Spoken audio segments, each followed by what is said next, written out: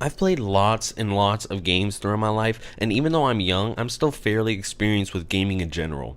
I've played tons of amazing games that changed my life, and I've played horrible games that literally make ET for Atari fun. Yeah, so to get to the amazing games, you have to go through lots and lots of bad games and also tons of subpar titles.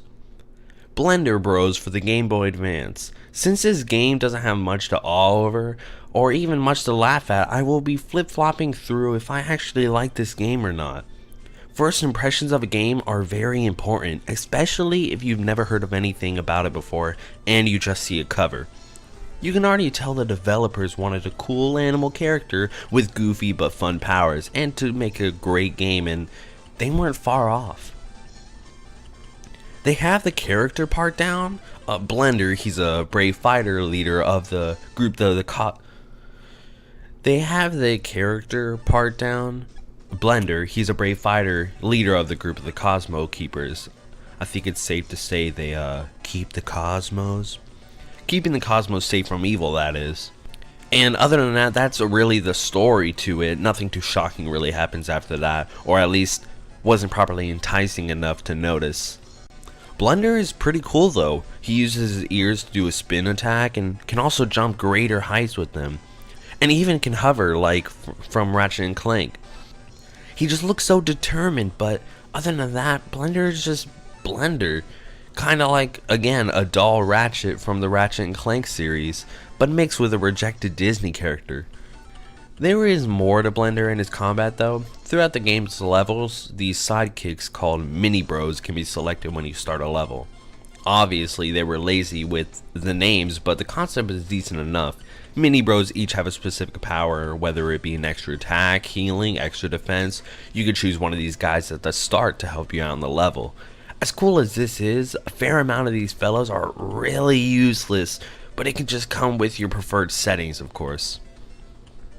I found myself using that one that gives you an invincibility speed booster power for a short amount of time. This thing is great for some help when killing bosses. And that's the thing, only when killing bosses. I'll explain bosses later because I think they are the meat of Blender Bros personally.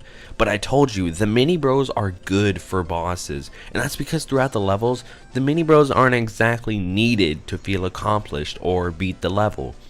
Now sometimes you do need a certain one to go through a dark room and whatnot, but these opportunities don't pop up that much. I found myself just running through the levels as fast as I could, cause there isn't much reason to explore other than finding more mini bros.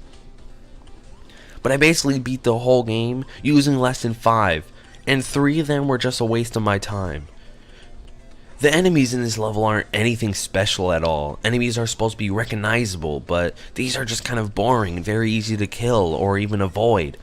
Level design, on the other hand, is also stale. I understand the whole space theme and Cosmo Keepers and whatnot, but it comes off dull to me.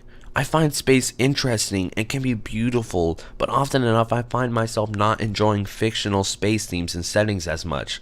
And, well, Blender Bros certainly does not make that better. I'm not saying it's technically bad, but it isn't impressive for 2002 Game Boy Advance. It's just subpar. One thing I found interesting was the level's understanding of area. I found it to be cool that Blender can see an area in the background and move through a hallway into a different side.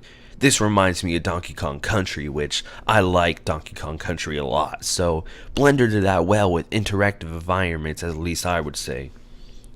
There are 7 worlds with levels in each, and each level has a mix of enemies, puzzles, etc., so not a bad job, Hudson Soft, just underwhelming.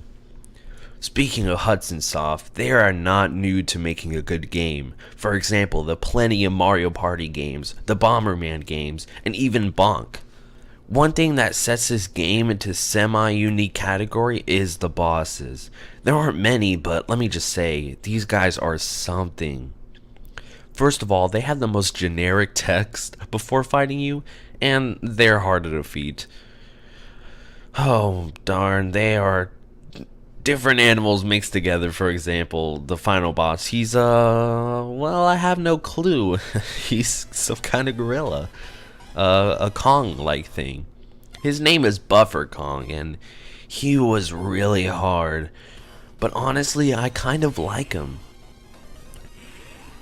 If you're worried about spoilers, which for Blender Bros, I don't think you are, so I'll just tell you about the final boss. When you defeat him, he cries out his last words, questioning his life, his last breath, saying he used to have real friends, true friends that he played with, but now he's just a huge killer beast of the cosmos. That's really the most deep part about this game, and it is actually a little sad to have such a strong creature think of something so pure as friendship as he was defeated. Other than that, that's basically the game. The Cosmo Keepers come together on one more image and boom, we save the galaxy. Overall, not a bad game. The sprites are well done, the music is not bad at all, nothing amazing, but I never got annoyed with it. But there is more things I hated about this game than I loved. And that's just mainly because the bosses are so difficult and not in the fun way one bit. You really have to learn the moves and timings to easily beat the bosses, but it never took too long to defeat any of them. Will I be looking out for more Blender games? I will definitely keep an eye out. Hopefully there is some 3D platformer, which I doubt, but that would be interesting. Do I recommend this game? No, not at all. Of course it depends on what kind of gamer you are. If you're a modern fast-paced type, just play Fortnite or Mario Kart. You love weird action platformers with unpopular characters and ugly bosses? Then this might be the perfect game for you. Anyways, thank you so much for watching through this whole video. Not many people actually watch this long. My typical view length ratio for my audience is normally like 2 minutes at most, with only YouTube pals watching more. So I thank you and I appreciate that. But since it's probably not many people, I can do whatever I want. So do you like this video? There was not much comedy like skits or usual song and dance because, well, this game isn't too funny. With subpar games like this, I really end up just reviewing them more, which I find people most likely enjoy more. Anyways, if you enjoyed, please subscribe to the channel, and it's not important unless you tap the bell and watch more reviews. Typically, I will upload them every week. I love comments more than anything, so maybe recommend me some games or tell me something cool. Have a great day. Njrocks out, and peace.